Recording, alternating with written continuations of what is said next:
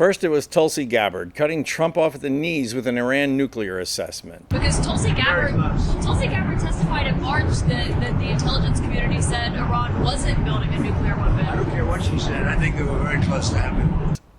Then it was Tucker Carlson going after Ted Cruz in a cage match that most of us would have paid to see. How many people live in Iran, by the way? I don't know the population. At all? No, I don't know the population.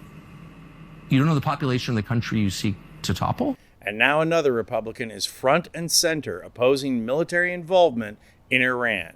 And why wouldn't he be? The last time we got lied into a Middle East war, it started out as nuclear threat, then morphed into regime change, and we spent untold hundreds of billions of dollars trying to fix what we broke. And to make matters worse, guess who's waiting in the wings for Iran's clerical regime to topple? That's right, none other than the son of the Shah of Iran, who is eager to weasel his way in, sit on a throne, enrich himself with Iranian oil, and then crush dissent with secret police. You know, just like Daddy did. Here he is encouraging Iranians to put him back in power. Somewhere out there are 10,000 historians, including Kevin Cruz over on Blue Sky, saying that those that fail to learn from history are doomed to repeat it. Well, Trump has failed at everything he's ever attempted, so why would things be different here? It's bad enough Trump is under Netanyahu's thumb. Can you imagine what would happen if Trump meets with the former Shah's son? A couple of diamond cufflinks here, a couple of hotel and golf courses there, and before you know it, Trump himself is driving a tank in the middle of Tehran. Well, he couldn't fit into a tank, but because Trump is beyond doubt the world's most bribable leader, the handwriting is pretty much on the wall here. And speaking of history, please remember what happened to the media in the build-up to the Iraq War.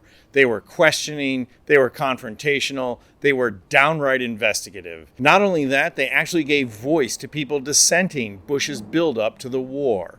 As soon as that war was launched, though, the media was silent and consenting. But one thing is different this time around, and that is that Republicans are split on following Trump into this war. And there's a good reason for that split. A lot of the America First crowd are not hyped up on a war with Iran. And not only are they split over their allegiance here, but it's getting a bit heated, complete with name-calling. Check out Republican Congressman from Tennessee, Tim Burchett, appearing on CNN to call out other Republicans. You know, we don't need another endless war in the Middle East. I think Israel has the capabilities. They've shown they have the technology and the intelligence. You know, taking out three of their top people is a good thing. And of course, those Ayatollahs are going to say that. They're hiding out in some cave somewhere, and they're going to, you know, old men make decisions and young men die. And that's the history of war. I would warn folks, though, that we need to do about what's right and not what our stock portfolios say, because a lot of this military assets is a lot of people vote for these things because they have jobs in their districts, and that's just the cold hard facts of warfare. Again, I think we need to take a deep breath and slow down this thing and let the Israelis do their thing. And ultimately that's what's going to bring them to the negotiating table. How do you come down on this? And Tucker Carlson has called some members of your own party warmongers.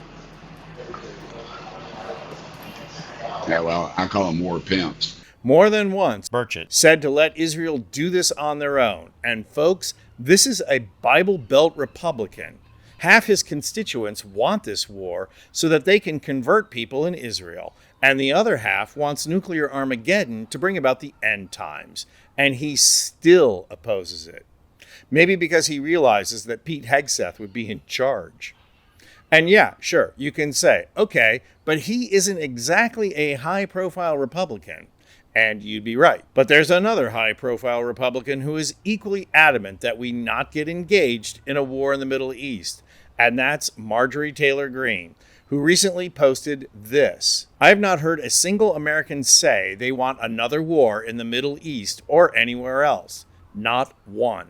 All I've heard is a loud cry demanding our government and its leaders put America first. I don't support going to war on behalf of other countries. I support peace and fixing our own massive problems for our own people.